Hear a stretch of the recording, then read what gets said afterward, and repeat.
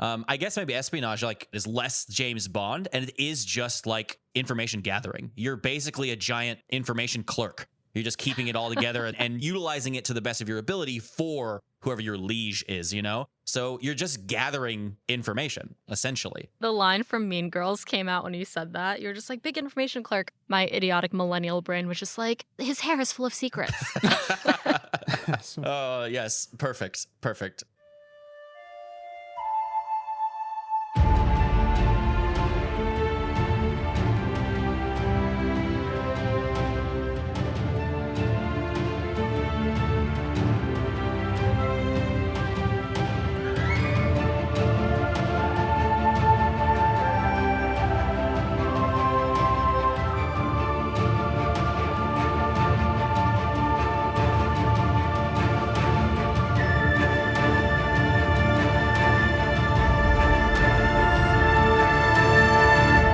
Welcome to Breakfast in Beauclair, a global Witcher podcast. My name is Alyssa from GoodMorhen, and I'll be your host as I, and our international hanza accompany Geralt of Rivia and his destiny, Cirilla of Cintra, across the continent. Thank you to everyone who celebrated Breakfast in Beauclair's second anniversary last week with daily trivia questions on Instagram and a 15-hour lounge-a-thon in the Hanza Discord. Congratulations to our two winners of Instagram trivia, Sarah A. from the UK and Brad from the US, who got 5 out of the 6 questions correct. Both will be sent an item of their choice from the podcast shop.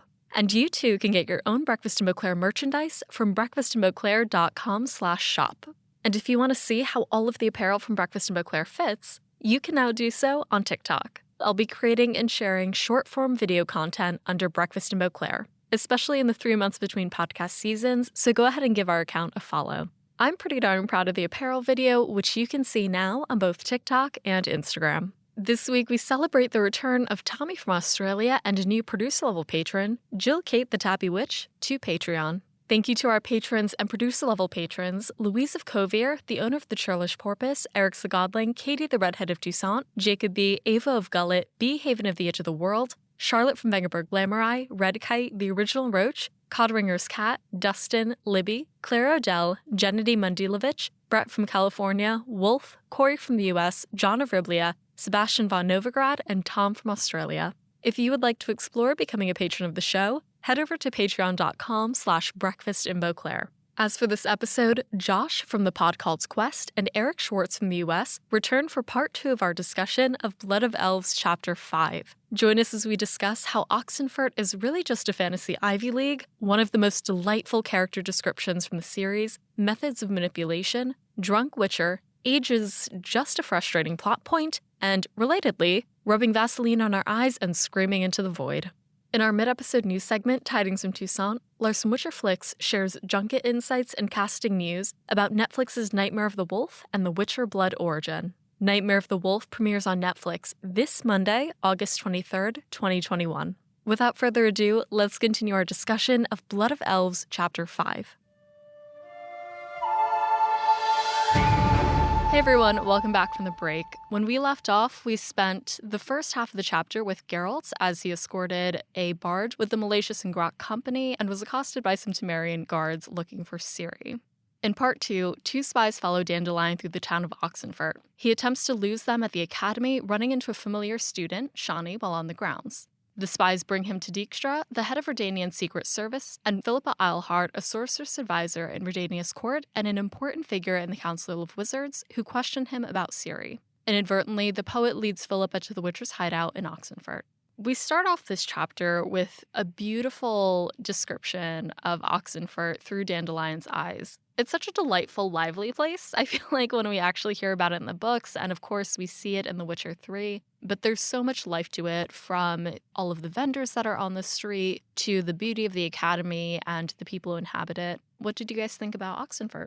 It's a fantasy college town. Like, it was so wonderful how it's described here. I wish it was more like this in the games. The games, Oxenfurt's kind of, it's almost this like vestigial like area in the game. It's not really that important, but like, I really wish it was kind of more like this, because this sounds like the place to be. You know what I mean? It sounds fun, whether or not you're, one of the scholars or one of the students or just someone who lives there as a trader. It sounds delightful. like this is where you want to go to, you know. Yeah. This is like vacationing in like a big cool college town. Yeah. It definitely brought me back to my college days at the University of Cincinnati. Right next to it is this main street that's always hustling and bustling with different dive bars, with different like local restaurants and constant energy and activity. And I really overlaid that energy with Oxenfurt. And in my head, I pictured Oxenfurt with that, you know, college city energy, but I pictured like very Ivy League, like Harvard, Oxford, other ones. Yale, Dartmouth, Princeton. Yeah. Princeton. That's the one. I don't know why. Which is funny that you mentioned that because like I'm obviously in New York now and like there's something about Oxenfurt that really speaks to the vibe of being in a large city. At the same time, because I lived close enough, I grew up in high school always visiting Princeton. We would like drive through like all these back roads, go through like these beautiful, lush, like tree-lined roads over the river that's like close to Princeton and, you know, just be dropped into the town. It was the same thing that you had mentioned, Eric. Like there's this one kind of like main street, high street that has all of these little mom and pop shops, diners, but, you know, you get all of that hustle and bustle throughout all of the streets of the city and you cross the street and step onto the campus and their campus was open. We, as high schoolers, spent a lot of time just hanging around on the Princeton campus. But as soon as you stepped onto the grounds, it felt very, you know, hollowed. So I get the same vibe as Dandelion treats us to this beautiful description of the town.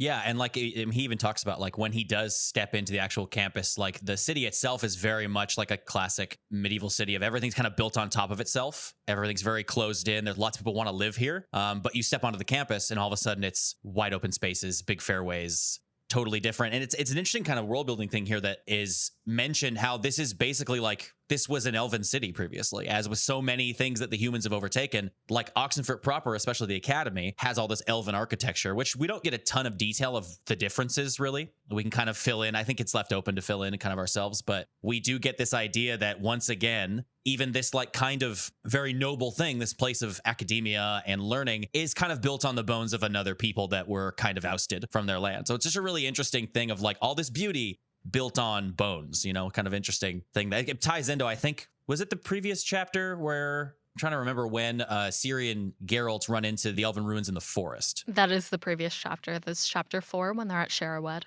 Yeah. Right. Yes. So it does kind of make sense and it ties into that as well. I think once again, it's continuing to lay that down to give the Scoia'tael like their proper motivation and stuff. But yeah, I love the distinction that's given there. Mm-hmm. And as Dandelion is like giving us this beautiful exposition and this illustrative, immersive description of Oxenfurt, he is being tailed by 2 very rat-like spies. And he continually tells us how gross they are.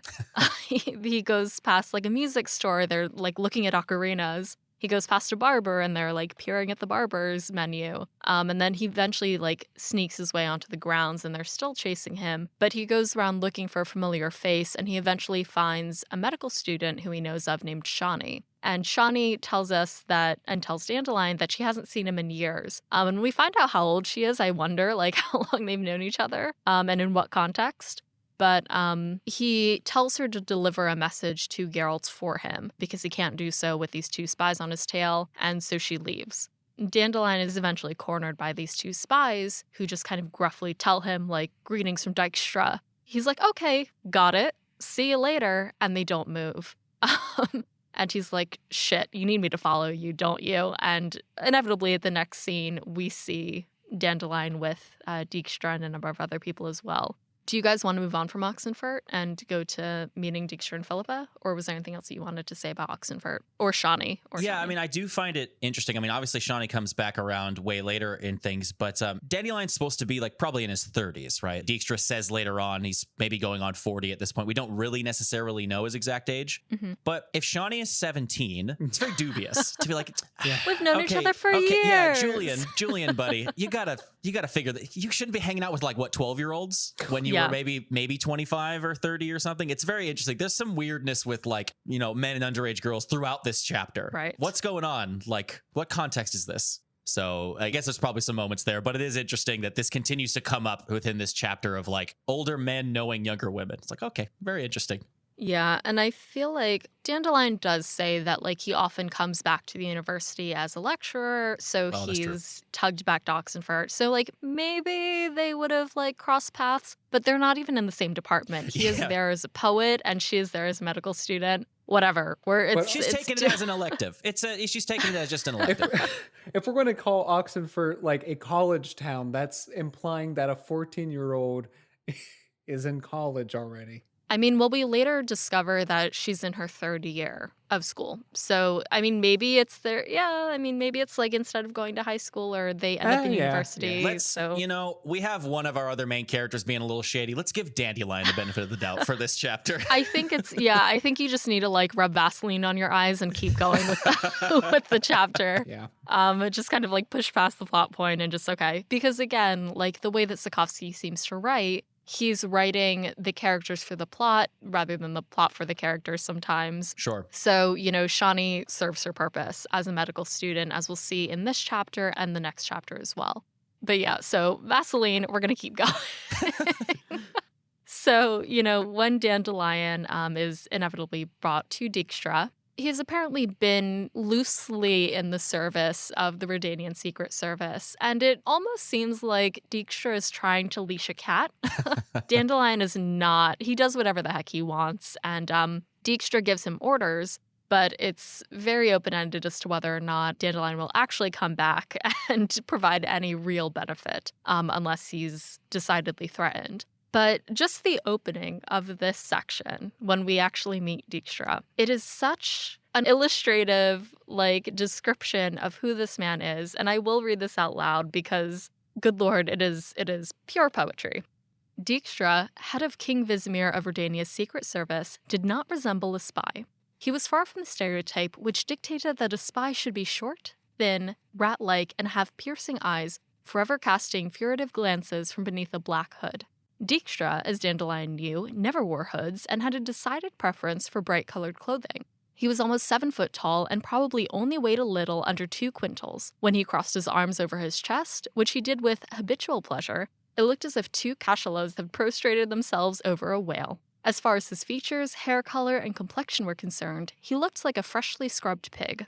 Dandelion knew very few people whose appearance was as deceptive as Dijkstra's, because this porky giant, who gave the impression of being a sleepy, sluggish moron, possessed an exceptionally keen mind and considerable authority. A popular saying at King Vizimir's court held that if Dijkstra states it is noon, yet darkness reigns all around, it is time to start worrying about the fate of the sun. So good. I love that. Sapkowski revisits this description by saying later on the chapter, oh, Dijkstra crossing the cachalots over the whale again. It's so silly and, as I said, illustrative for readers.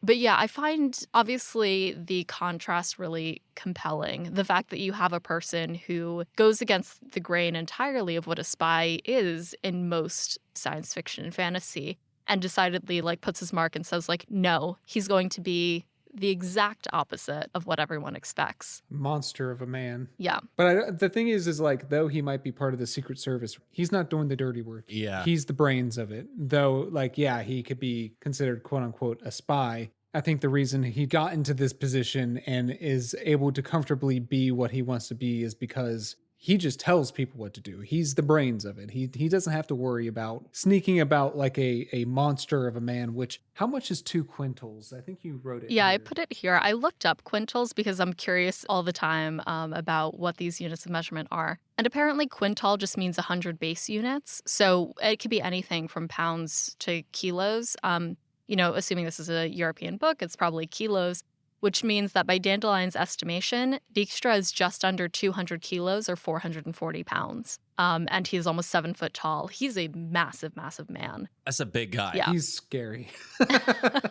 He's Terry Crews scary. I don't know. Maybe I think he's probably a bit more portly rather than ripped. I would think based on this description and based on a lot of art that we've already seen from especially Gwent, Witcher, and stuff like that. I'm actually really curious how they're going to do him in the show because Graham McTavish is wonderful and I'm so excited, but I'm curious what they're going to do because he's a pretty buff guy. So I'm curious how they're going to set that up. But it is super interesting. I almost feel like this stereotype of the spy could almost be, and maybe this is me reading into it too much, but it is almost seems like a bit of propaganda. Like it's almost a way that they've, maybe through Dijkstra's own kind of workings, have basically thrown the scent off of someone like him, you know? So it's almost something that could be something manufactured. This is one of those moments of like very obvious, like, you know, kind of turning the tables on fantasy tropes that I think really works really well. And he's like such an interesting character throughout the rest of this and in the games. At this introduction, it was really fun to see like two pretty important characters are going to get introduced here. Going back through it just recently was a reminder of how specific Sapkowski gets here, because he's not always super detailed about people's appearances. He'll give like a short thing, like, you know, Shawnee's described with a couple different features, but he really wants you to get what Dijkstra looks like and how you're supposed to feel about this guy. Scared. Yeah. Peter Kenny's like voiceover he does here is really interesting. Oh, it's good, but I don't know if it kind of matches. It sounds like he's pulling up almost like a Baron Harkonnen kind of feel. He's almost going too gross with it. Like Yeah. he sounds a little more He's like a little more snivelly, I think, than I was Yeah. expecting someone of this stature and of this like attitude and authority to actually be. So I might be just the Peter Kinney apologist, but I have to say I think it fit him in my brain perfectly because he's so massive. I'm picturing Dijkstra's like neck just being the size of a like an oak, and that probably really chokes up his enunciation, or however Peter Kinney Yeah. does it. That's an interesting way of thinking about it. It almost sounds, for lack of better words, sloppy. Like it sounds like he's just like gross. Like his mouth is almost full. That's just my take from it again, but I'm a hardcore Peter Kinney apologist. So Yeah. well, I think he's mostly spot on. I'm right there with you. But to go with Alyssa, I think, like you said, a little snivelier Yeah. than I would kind of see him. There's a vague kind of interaction with him and Philippa, like throughout things. I mean, she's kind of using him in many different ways. So, like, if she's this badass owl sorceress, I don't see him as like gross, personally. I don't see him as like a Baron Harkonnen type. I feel like he has this presence about him. Yeah. We'll see how it's done in the show. We'll see if we have another iteration of it. But I yeah. certainly feel like he should feel formidable down to the voice acting. When I first read Dijkstra, and like this is probably colored by The Witcher 3, in which, you know, there's a different voice actor for that.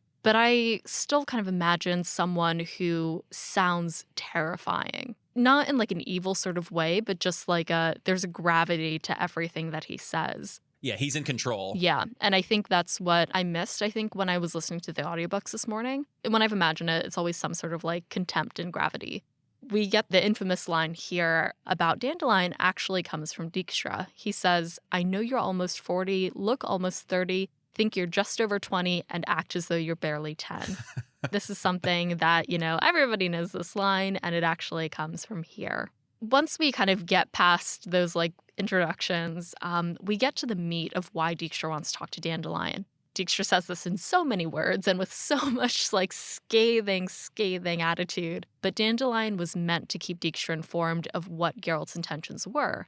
We actually find out at this point that Geralt's job for the Malicious and Grot company was actually meant to draw Rince's attention. We learn from this conversation that after a couple of other events, Geralt had gone out looking for Rince and he only found like trails of corpses. So he changed his tactics, planted himself within Malicious and Grok, knew that the company would advertise the fact that they had a Witcher escort, which they did. So that eventually got back to Rence. That's how Rence laid that trap for Geralt, and Geralt laid the trap for him as well. And Dijkstra is very mad that Dandelion did not squeal to him so that the Redanian forces could be involved.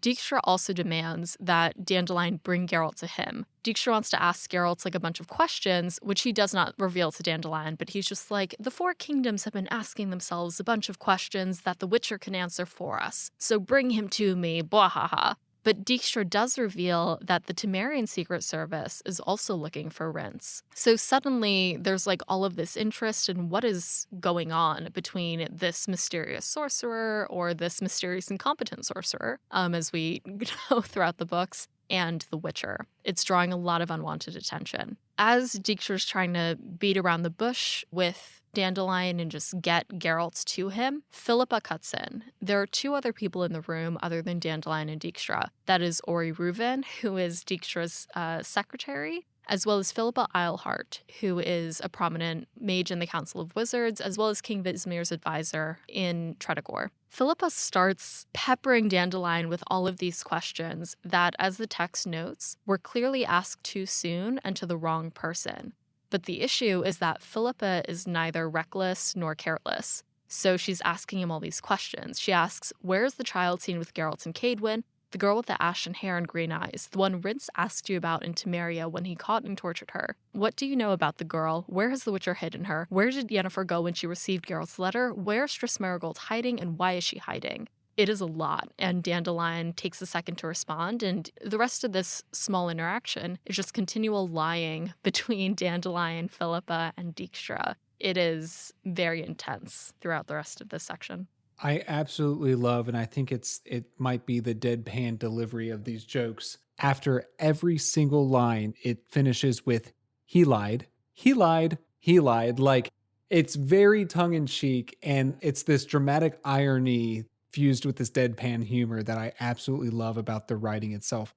I don't find like the lines that they were saying was funny, but it's almost like Sapkowski himself is not only giving you a wink and a nudge, but he's just smacking you in the face with it. And I think like that kind of style was very funny amongst all of this. But I just wanted to say that I'm glad that you brought up the whole thing was just them lying to one another, because in a lot of satirized espionage fictions, like it's all about lying to one another. That's all espionage could be boiled down to. That's why like a common joke in espionage satire is, oh, I'm not just a double agent, I'm a triple agent. And now I'm a quadruple agent. I'm just lying to everybody. So I think Sapkowski is highlighting that amongst this group of people. But what I did want to ask about, Philippa, in the book, it says that she's not careless. So she obviously asked all the wrong questions to the wrong person at the wrong time. She did this intentionally.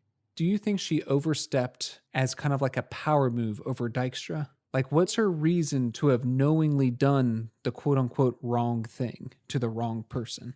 We know Philippa is very calculated. And as I mentioned in the introduction to this section as well, Dandelion inadvertently leads Philippa to Geralt. And I think she said that to give him a sense of urgency so that he would be more inclined to go visit Geralt immediately. I think the other thing is a little bit of what you said, a small power play over Dijkstra, in that we'll find out later that Philippa has her own motives outside of her role as the advisor to King Vizimir of Redania. So I think part of that is also to undermine Dijkstra a little bit.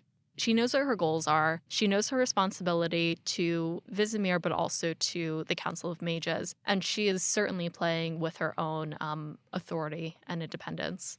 If she wants to kind of gain the upper hand in the conversation, how do you throw off the ultimate spy master who has all the cards? He's holding the entire deck. Do something that he would never do, basically. Throw the entire conversation off and just step in front of him, and he's going to be a bit on his heels. A man who's never on his heels. Yeah. I also love how this whole thing establishes how insightful Dijkstra is. We are getting at the fact that, like, you're just never going to pull the wool over his eyes. And it plays into, how do you gain power in a conversation with him? Do something he thinks is stupid, because he's going to concentrate on it, and then she can go ahead and run the conversation, because she's not going to be able to steer the conversation from this guy who probably, when he's in a room, demands all the presence from everyone. Like, people are just going to listen to what Dijkstra has to say because he's gigantic, he has all the information, he's got a massive sense motive, he's insanely good. I guess for DD players, his insight is really high. Yeah. It's the one way to maybe gain an upper hand in the conversation with him, is to make him be like, why did you just say that? Because he's going to be concentrated on, that was a bad move. And then she can just take the conversation from there. And to roll with it, the text says she asked all of the wrong questions to the wrong person.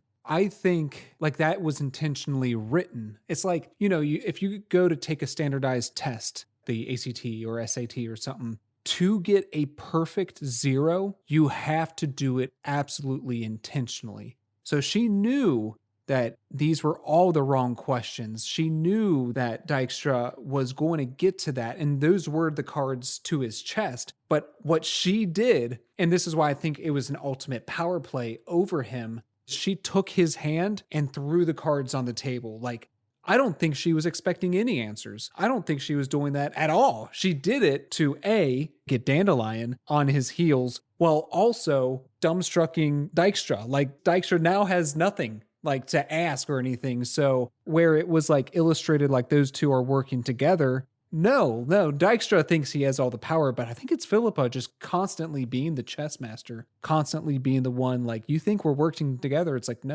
You're working for me. You are just a means to the end for me kind of deal. I think one of the really interesting things from this is just hearing that Dijkstra knows that the Temerian Secret Service is looking for Rince. Everybody's starting to look for Rince. They're interested in Ciri. They're interested in Yennefer. And now that Dandelion knows this, it's just like, I think he's going into overdrive because he knows this is a big secret. And now the Secret Services are coming to him looking for this girl. I'm assuming he's bugging the heck out. Yeah, this isn't like this little private party being interested in his best friend and this girl. There's nations involved now. So I think it is perfectly timed for Philippa to just be like, there's no way the first person he's going to go to is Geralt. It plays perfectly into the fact that she follows him. But this has now become a big thing. This is like sowing the seeds of the fact that this is a giant conspiracy around this girl, that it's so important to these powerful people in many ways. You know, we have some details about Ciri and stuff at this point, but it really is kind of a mystery of like why everyone's so interested. Like we can see like with Ryan's, like we can figure out like a sorcerer might be interested in this, you know, magical girl, but it really is sowing the seeds of this is a massive political endeavor to figure out what's going on. And so, yeah, Dandelion does the exact wrong thing. Doesn't pick up on it. Not a spy master himself. When you said, like, this sounds like a conspiracy, I don't know. I just got goosebumps everywhere because I feel like, you know, to suddenly realize just the mountain of shit you've just fallen into, that your best friend and, like, his ward, like you said, you've got nations involved all of a sudden. And, like, he's never met Ciri, but, like, it's like, oh, shit. Like, oh my God, like the gravity of this is just falling upon Dandelion in this moment. Based on all of that and like, you know, the weight that's just kind of coming down on Dandelion, I'm looking at those questions again that Philippa asked him. They're all specific. Like they're all like, again, we have to kind of put our frame of reference in medieval times, these fantasy times, because nobody would really know all of these details. And I think that's another thing, like she's asking these questions, but she's asking them very specifically to make a point to Dandelion, like, hey, all of these very specific questions, people know, I know, Dykstra knows, like governments are coming after you. Like these are all questions that everybody is asking. Like you said, your best friend is now involved with a multinational intrigue and it's all coming to head right on him at that very moment. The fact that Dandelion was able to keep some monochrome of togetherness at that moment is interesting. I'm sure he was just dying on the inside. Like he just wanted to be anywhere but there right that moment. The really subtle thing that Sapkowski does here with all these questions is he does insert a little bit of exposition for the audience and the reader. Kaer Morhen is somewhere in like the wilds of Cadwyn, so like the fact that Geralt was seen on the way there, we know that that happened at some point. We kind of heard this from Yennefer's letter in the first half of the chapter, but like Yennefer went somewhere. We received confirmation that she actually did that. Triss Merigold, we haven't heard a thing about her since the end of chapter 4. We don't know what happened after the caravan. But we've discovered that, like, she's been in hiding for at least a couple of months. So we hear that, like, all of these things are happening. And as you said, Erick, the fact that, like, her questions are so specific that she can't be the only one who knows either. So it's a bit scary for Dandelion at this point. Yeah, like they know the color of her eyes. How close do you have to get to somebody to know? It's pretty terrifying if you put yourself in his shoes. Like, it's once again, she's perfectly playing him because she knows he's going to be scared for his friend and just playing off his emotions, and he's going to run straight to him. She's just going to follow him. And it's funny because I mean, unless they're kind of in on it together, which I don't think so, Dijkstra doesn't think to follow him. Like, Dijkstra just trusts that Dandelion's going to do his job, which is strange because he didn't do that the last time. But Philippa knows, like, no, I understand how this works. I get how close they are. He's literally going to go straight to him. There's no chance he won't do anything else. I didn't think about the eye thing. That gave me a little bout of goosebumps. That's like a government official starting to spout off specific details about, like, my wife or, like, my little sister or something. It's like, okay, this is bad. Like, this is really bad. That's what's about to happen. So she's also indicting like a bunch of people around Dandelion too. It's like she names Geralt. She basically names Ciri. She names Yennefer and she names Triss, all these people that Dandelion is relatively familiar with. And so it's bringing everything super close to home for him to terrify him. And it's so well done. It's masked in like false naivete that she's just this bad interrogator. But in reality, she's doing exactly what she wants to do. And even Dijkstra is like taken off guard and doesn't realize what's happening. I think it's starting to show us like, you know, Philippa and the other sorceresses, like they're at a level that even some of like the Secret Service folks aren't, because of what Philippa was, what, three centuries old? Oh yeah, they do mention that. She looked 30 and there was no way she was less than 300 years old. Yeah, so she's been around the block many, many times. And even Dijkstra, this master of spies, who's probably, what, I imagine, what, maybe in his 50s, maybe? I would imagine he's somewhere in like his 50s, I would guess. Yeah, something like that. And even him, who has all the cards, like she's not playing with the cards, she's making the cards. You know what I mean? Like she's manufacturing them. Yeah, I mean, that fear that we've been building up, like between Philippa and Dijkstra, it gets to him. And like he keeps it cool, you know, throughout the conversation. He's an actor. Lies. He's a an thespian. Actor, yeah. And as Erick had brought up, like the rest of the conversation after this point is just like, the spy master lied, the poet lied. We get the word lied instead of said, and it's so beautiful. It's actually the end of that section as well. Dijkstra says, well, go now. Ori, show our troubadour to the door. Take care. Dandelion got to his feet. I wish you luck in your work and your personal life. My regards, Philippa. Oh, and Dijkstra, those agents trapezing after me, call them off. Of course, lied the spy. I'll call them off. Is it possible you don't believe me? Nothing of the kind, lied the poet. I believe you. And it's just perfect. It's the perfect way to end that section. But as I said, Dandelion just kind of keeps his cool up until he leaves. Before we see what trouble Dandelion has gotten his closest friend into, we're going to hand it over to Lars Mutterflix for recent news on the Netflix shows. When we come back, Josh, Erick, and I will continue our discussion of Blood of Elves Chapter 5.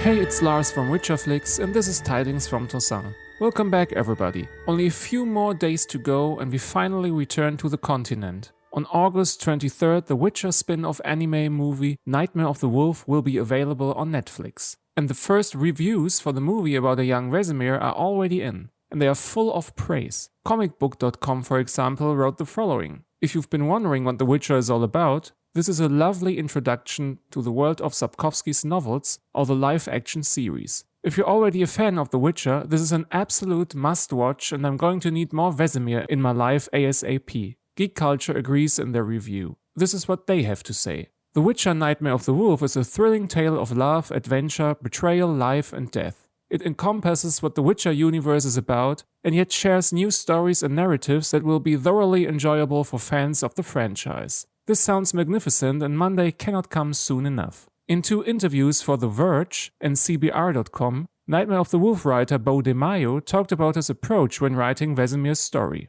As Geralt's mentor and father figure, Vesemir was the ideal protagonist. It allowed the team to explore a new time period before the events of the show, but also have an entirely different kind of lead. Vesemir and Geralt are both witchers, mutated mercenaries who kill monsters in exchange for gold, but their personalities are completely opposite. Beau DeMaio also talked about the topic of taking creative liberties while adapting the lore. I do come from a place where I do want fans to feel a part of the project. Like even looking at the teaser trailer, you can hear literal quotes from the novel being grafted in there and put into characters' mouth. That was very important to me, that this feels like something that is always bowing at the altar of what Sapkowski created. So that's always going to be a pride of place on my mind. I can tell you though that I never really felt, at least with this project, that I was ever really stepping out of line with what I think fans would want. Because again, I came to Witcher before I got this job. I was just as much a fan before as I am now after. That I kind of just trusted my own spidey sense of like, if this would piss me off, then it would probably piss most fans off because I'm pretty much that person.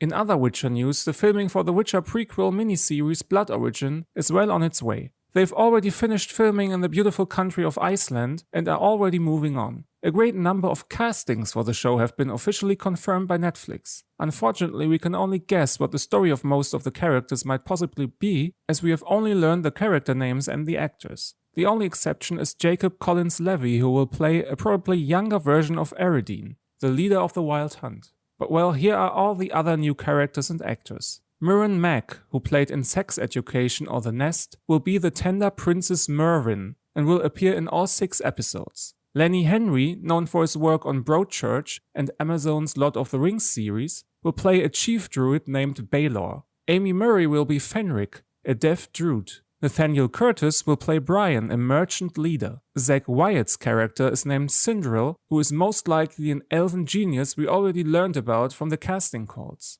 Dylan Moran will play a curious character named Uthrok Onenut, who is almost definitely a cynical sellsword, also mentioned in the casting calls. Then there is Francesca Mills, who plays Meldov, who could be an assassin. And there are Hugh Novelli as another curiously named character named Brother Death, and last but not least, Lizzie Annis playing a character named Zachary.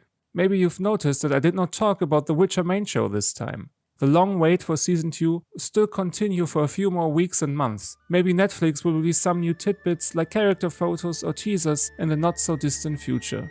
Anyway guys, that's it for me for today. I hope you all stay safe and well. We talk again in the next episode of Breakfast in Beauclair. Until then, thanks again for listening and good luck on the path.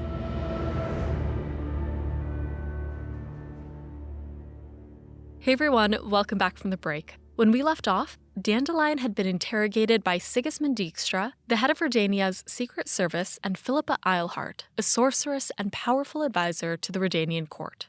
After his confrontation with Dijkstra and Philippa, Dandelion spends a lot of time on the Oxenfurt grounds. He goes to a lecture, he takes a nap somewhere, he has a bunch of drinks in some sort of philosophy forum, and slips out into the night, waiting for half an hour in the shadows of a coach house before getting to where Geralt is staying. He climbs a window and then knocks on it. He's just like, "Hey, Geralt, let me in." And Geralt is like, wait, don't come in. And Dandelion is like, "What the hell? Are you betting someone right now? Fuck it, I'll go in." And he flies into the room and knocks over bowls of apples and onions, which were on the sill, sees the light green robes of a medical student on the floor, and realizes that Shani is in bed with Geralt. And it is just as a reader.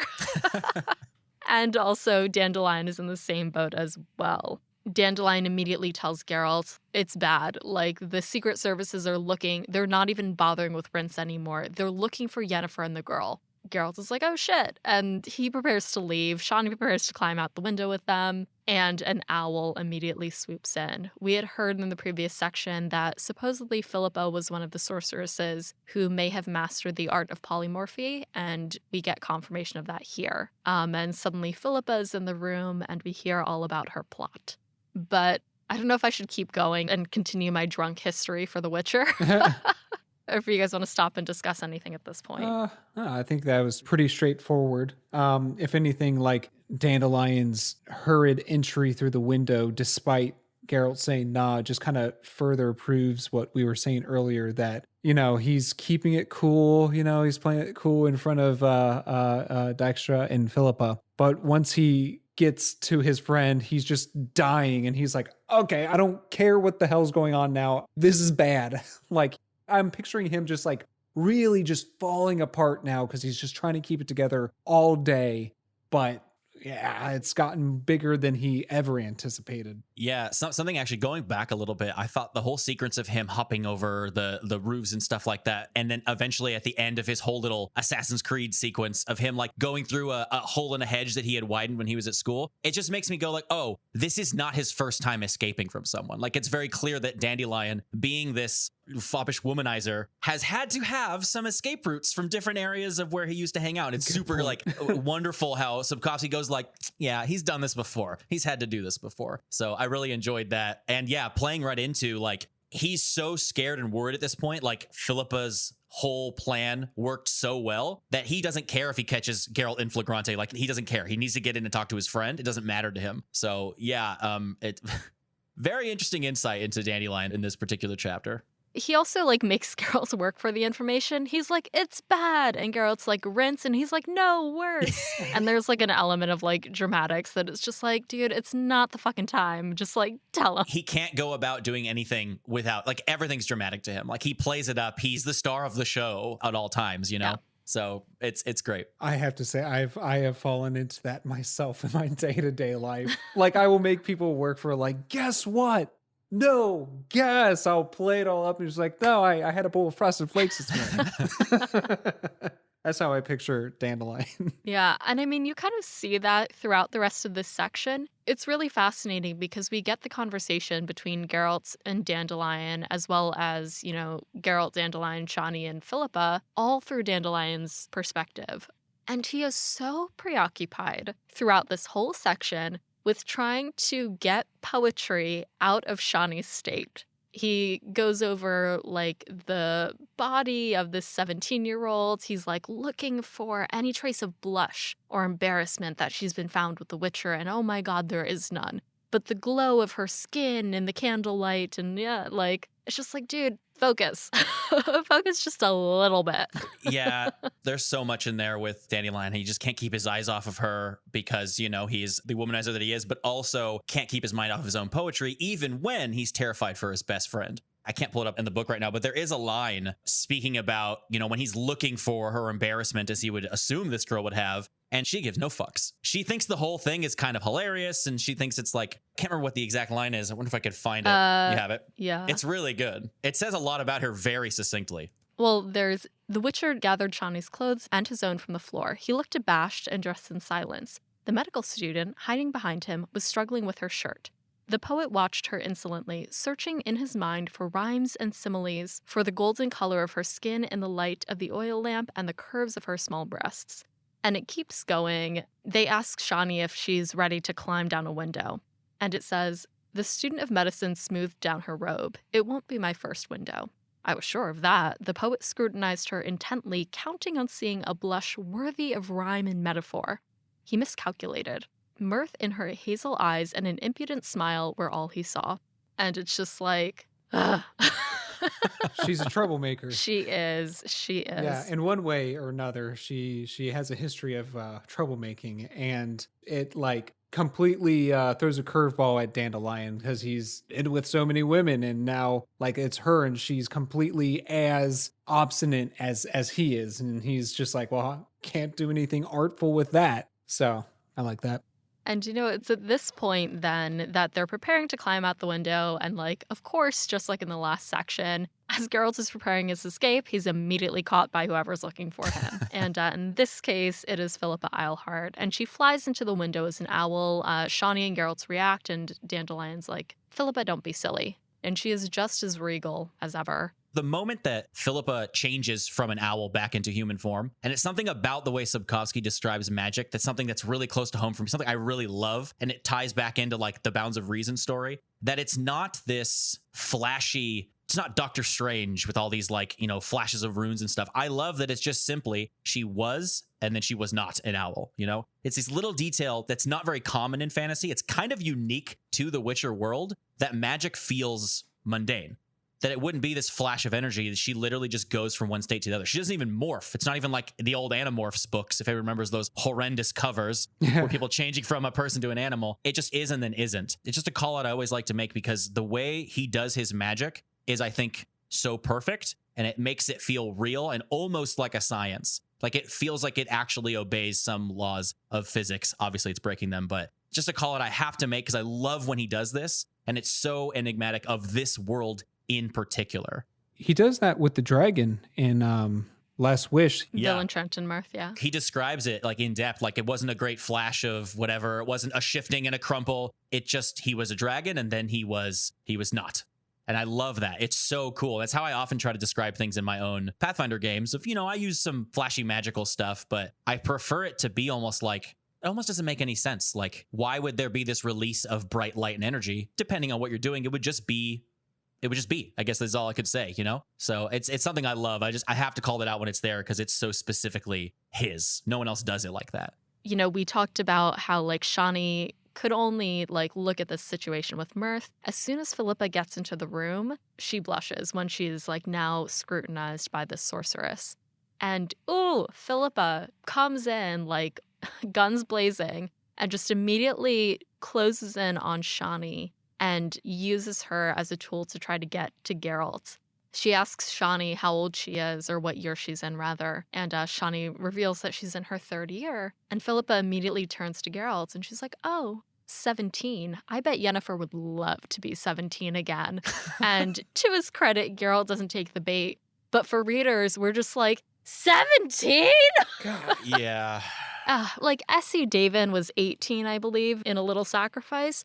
But good Lord, my guy, you were like somewhere between 70 and 90. Mm-hmm. Stop sleeping with girls who are 17. Yeah, it's interesting. Like, you think about the outside perspective, obviously in world it sets something up and that's fine. But I feel like this is a deliberate choice of Sapkowski.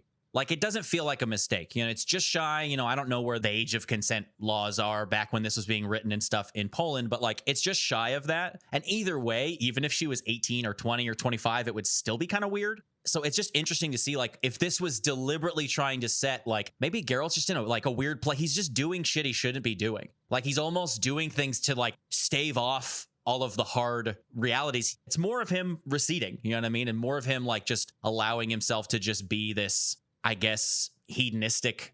I mean, it could just be that 17 was just kind of the age that was chosen to kind of make her sound very young to really anyone. But I feel like it has to be particular, like, I mean, it would be interesting to see like what the age of consent was in Poland at the time, just to kind of know, because culturally he was probably trying to hit at something. But either way, it hits kind of throughout all of our modern history. It's just weird. Yeah. And it's got to be deliberate, This is probably a cop-out answer, but to give benefit of the doubt, it's like in Game of Thrones, all of the characters, all the kids, involved in adult acts and crimes Sure, were like 12, 13, 14. And maybe the contextual frame is during these kind of time periods, you grew up much younger. But that being said, this isn't a recounting any historic events. This is a choice that a modern day author is making.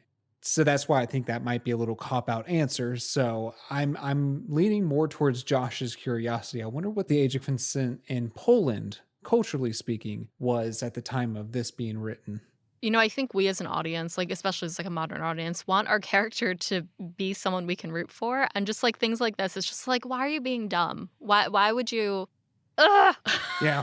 Yeah, I think he's deliberately trying to call up like that this is strange. And Philippa basically affirms that it is odd. Like she specifically brings up the age, talks about how, I think Yen would be upset in many ways, mainly just because it's another person. But like, I think Sapkowski's trying to get that reaction out of us. Like, it's supposed to not be a good moment, because even Dandelion has like a weird reaction to it a little bit. Yeah. Oh, really? Like, Shawnee, you're with this guy? And so it's just very interesting to see him trying to almost bring up a more modern feeling we had towards something to give us insight into where this is all at. Yeah. And so I also feel like the Witcher world, the continent, is a bit anachronistic in that way. Like, I think the ages line up a little bit more to modern 20th century kind of ideals, like with Song of Ice and Fire, like Jon Snow's like 14. George R.R. Martin's leaning into the historic accuracy. I think we're supposed to get the vibe that Geralt is in a really weird place and isn't his best self right now, because he's also on his heels. Geralt always has control in like his monster slaying and whatnot. Like, the first two books are rather him being pretty savvy, and right now he's just really looking for escapism from what's happening in his life, The whole thing just like feels weird, but again, Vaseline, we move on. I think the important thing that we see here is like, there is some tension between Philippa and Geralt, because again, he has information that she wants and ulterior motives, and Geralt is not going to take the bait. Philippa gives like a little bit of exposition about her purpose and her goals, which kind of undermine Dijkstra's responsibilities for King Vizimir at this point. She affirms that I take my responsibilities seriously, and they consist of warning the king against making mistakes. Sometimes, as in this particular instance, I'm not allowed to tell the king outright that he is committing a mistake or to dissuade him from a hasty action. I simply have to render it impossible for him to make a mistake. Do you understand what I'm saying? Geralt replies like, okay, so I see that the Council of Wizards is also interested in my ward. The wizards wish to find out where my ward is, and they want to get to her before Vizimir or anybody else does. Philippa then stamps her foot and she's like, you need to take care of her. You need to own your responsibility to her, and you need to protect her. I think she, at some point earlier, had also said, like, you took the right from people who had the right to take care of her and were qualified. You do not seem qualified to take care of her if you don't know why all these people are interested in her. And it's, again, so scathing, but ultimately she doesn't push him any further than just delivering that warning. Yeah, it's interesting. I mean, it continues to give us sort of insight into the role of sorcerers and sorceresses in the grander scheme of things, that, you know, they're never manipulating people, they're manipulating situations, which is interesting. It gives them almost more power while being completely innocent. It really reminds me, I mean, I know that Erick is a Dune fan. It very much reminds me of The Bene Gesserit? The Bene Gesserit, yes. I got into Dune actually just in the last year or two, but it's very obvious that Sapkowski kind of is drawing from that. The Council of Wizards and then the Lodge of Sorceresses very much have a lot of influence from the Bene Gesserit, and it's manipulating things around people, not manipulating people directly in many ways. And so that's super interesting. It's such an interesting thing to think about, is obviously in some kind of league with Dijkstra. But Dijkstra obviously has no idea how much information that she actually has. She basically knows the answers to the questions that she asked Dandelion previously. Is it her or is it Geralt that says Ciri first? I know somebody literally just drops the name right off the bat. It might have been Geralt specifically, but he obviously feels comfortable enough that she already knows enough information that he can just directly talk about her. Dijkstra's just getting played. He has no idea how much info she already has. So it's a really interesting kind of just change from the previous scene, that it kind of affirms that, yeah, she was very much playing the situation so that she could get direct access to the Witcher. You know, toward the end of this section, Geralt is able to ask a lot of the questions that the audience has had, or if they haven't thought of it, they're being told to think of it now. Geralt asks Philippa to enlighten him. What makes so many people suddenly want to free me from the burden of that responsibility? Want to take on my duties and care for my ward? What does the Council of Wizards want from Ciri? What do Dijkstra and King Vizimir want from her? What do the Temerians want from her? What does a certain Rince, who has already murdered 3 people in Sodden and Temeria, who were in touch with me and the girl 2 years ago, want from her? Who almost murdered Dandelion trying to extract information about her? Who is this Rince, Philippa? I don't know, says the magician. I don't know who Rince is, but like you, I'd very much like to find out. The close of this chapter suddenly turns the tables. Again, there's always a reason why every character is in this story, and we see that with Shani here. All of a sudden she pipes up, does this Rince have a 3rd-degree burn on his face? If so, then I know who he is, and I know where he is. This chapter closes with, in the silence which fell, the first drops of rain knocked on the gutter outside the window. I love that. Yeah, I'm just goosebumps. I'm I read it and I got goosebumps. Yeah, it's a bomb drop. And it's the biggest question and the biggest goal Geralt and company has. And she's just oh, I can take you right to him. Yeah, it's one of those things that seems almost out of the blue, but the burn that Ryans has is a perfect segue to this medical student, something she would either notice or whatever. It's really masterfully done and is unexpected. And I love that the end of the chapter is that he does this all the time, Sapkowski. He just lets that sit. There's no reactions to it, really. He describes the rain on the windowsill outside, and he lets you sit with that of, oh, this is not what you expected. And you almost feel the same way that the other characters do right in there. You're right. No, that's a great way to put it. Sapkowski is narrating us, the readers, at that point, where the silence that fell. I'm sure that he absolutely intended for us, the readers, to have that mental jaw drop silence at that moment. And he is not so much as narrating in the scene, but getting meta with it. He knows he just dropped a bomb and he is telling us, yeah, I know you're surprised. It sounds a little conceited when I put it that way, but he's a masterful writer, so he deserves it. Yeah. This has kind of taken us through this arc for the chapter. We were with Geralt with the Malicious and Grok Company, and as we discovered, he was there specifically trying to bait Rince into coming out into the open. We saw how that failed spectacularly for him. And then, we see the workings of the kingdoms on the continent right now and the secret services that they're also looking for Rince. They're looking for Yennefer and they're looking for Ciri. And all of this kind of comes to a head in this conversation where this random 17-year-old medical student has the key for all of their answers right now. So as we close out this chapter, what did you guys think of, where we are in Blood of Elves and what this chapter means as we look toward the rest of the book? There's plenty of stuff that happens up till chapter 5, but the book really kind of starts to lean into things from here on out. I think in just the next chapter, it really sets that up. But it is an interesting thing to see how all of these great powers, and it reminds me a lot of, Linus Pitt, these great powers, all their money and all their intelligence, and with Geralt's masterful planning that doesn't really work. It's just this humble medical student who has the answer, just right there for them to kind of get. And so it's an interesting commentary on as much power as these great nations have, it's this simple girl who has the right answer for them and leads them straight to this guy.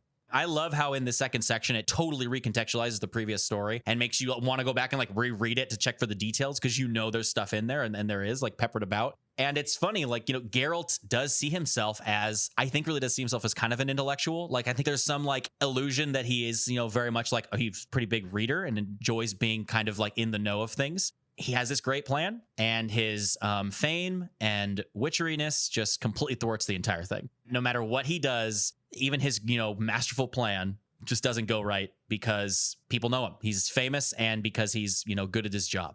And so it's very interesting to see that now after going back through for the second time. So to answer your question about like, you know, how I'm feeling going forward in regards to the whole saga, it's definitely like I'm getting excited because this is the point where things start really delving into not just the political intrigue, but the cat and mouse chase, the constant loom of dread. So this is the point where all of the formative events start percolating for our beloved cast here. And it's the point in the roller coaster where you're buckled up and the operator just hit start and you just hit that first click on that hill that's about to drop you. So that's what I'm excited for, and everything is just seeing the personal journey amongst everyone, because we've had our world built, we've had our politics built. Right now, it's now the personal journey of these characters. yeah, it's widened the world in a lot of ways. Like, obviously, all those politics were set up, but this story really has been about Geralt, Yen, and Ciri, really. You know, it still is focused on them, but there's so many larger powers that are now involved. Like you said, the dread is building. It's making it more dire. We really are going up the ramp to the first big drop on the roller coaster, but it's also setting the foundation for like this giant conspiratorial thing that's happening with Ciri's bloodline. Ciri is special, but we have no idea how special she is. And so a lot of the questions that are being asked by Temerian intelligence and the Redanian Secret Service and Philippa, I think she probably knows more than we think she does, but it really is the same questions. We're like, wait, she's important, obviously, but there's something else here. And we don't get payoff for that for a long time. So yeah, this is definitely like the groundwork. Yeah, and as you both have said, it's like Blood of Elves feels like a little bit of a slow burn at first. We have the escapism of chapters 1, 2, and 3, you know, in Kaer Morhen. We have effectively what feels like a short story in chapter 4 with the caravan on their way to the Temple of Melitele. And then we get here and we meet all of these people who are going to be major players throughout the rest of the saga. And we're getting strapped in. We are certainly strapped in from this point out. I say this in every episode, but my God, there is so much to look forward to from here on out now that we have finally set the foundations. And we've got these major players, we have the kingdoms, we have, you know, our heroes, and we are about to see where this takes them. So that is it for our show today. Josh, Eric, thank you so much for joining us for this episode, and thank you to our Hanza for listening. So where can people find you both? And is there anything that our community can help you with or anything that you would like to share with them? Yeah, I mean, first off, just thanks for having me on. I really appreciate it. Yeah. If anybody does want to follow my show, it's just at Pod Called Quest everywhere. You can go to podcalledquest.com. Check that out. We release episodes every Friday. It's a good old time. There's over 100 episodes out of various shows that we have, so plenty of content if you're in for it. But if you want to follow me, it's just at Josh Called Quest, basically everywhere. So yeah, we'd love to have you part of the gang. And my gaming website, which I'm still much a part of, it's called Heavy Shelf. Go to Twitter, go to @HeavyShelf, spelled exactly as it is. That's where I do most of my game streaming, and I did a lot of Gwent, and I did take a bit of hiatus, but now that my life has settled and stuff, I'm going to be picking back up on that. So you can, you know, look for more updates on that if you are interested in that kind of thing at either @Schwartz_Erick or @HeavyShelf, and just keep an eye out for that. On Twitch, I am @SlideRunner. If I'm streaming under the Heavy Shelf banner, it's going to be @HeavyShelf. Keep an eye out for any sort of Witcher-related streaming, such as the games or Gwent, or just any other games that I feel like playing. Amazing. Well, thank you so much for joining us for this episode. And also, thank you for your patience. I think I interviewed you guys in December of 2019, right around when the show went out. And it's been about a year and a half since then that you guys have been, you know, waiting to record this episode. So thank you so much for being just so lovely. And I'm so glad that we finally got to get you both on. Next episode, join us as we discuss Chapter 6 of Andrzej Sapkowski's Blood of Elves. Thank you. Awesome. Thanks for joining us at the Breakfast Table. For show notes, transcripts of each episode, and complete list of our social platforms and listening services, head over to breakfastandbeauclair.com. Breakfast and Beauclair is created by Alyssa from GoodMorhen. It's hosted by Alyssa with the Tidings from Toussaint, news second by Alyssa and Witcherflix. The show is edited by Alyssa with music from Filter Media. Breakfast and Beauclair is produced by Alyssa in New York City with Louise of Covia, the owner of the Trillish Porpoise, Sarah Scotland, Katie, the Redheaded Toussaint, Jacob B, Ava of Gullet, Haven of the Edge of the World, Sharp from Egberg, Lamrai, Red Kate, the original Roach, Katarina's Cat, Dustin, Libby, Clara Odell, Jenna D. Mandilovich, Bart from California, Wolf Corey from the US, John of Verblia, Sebastian von Novigrad, Top from Australia, and Jill Kate the Tabby Witch. Special thanks to Josh and Erick for joining us for this episode, and our international Hanza for their support.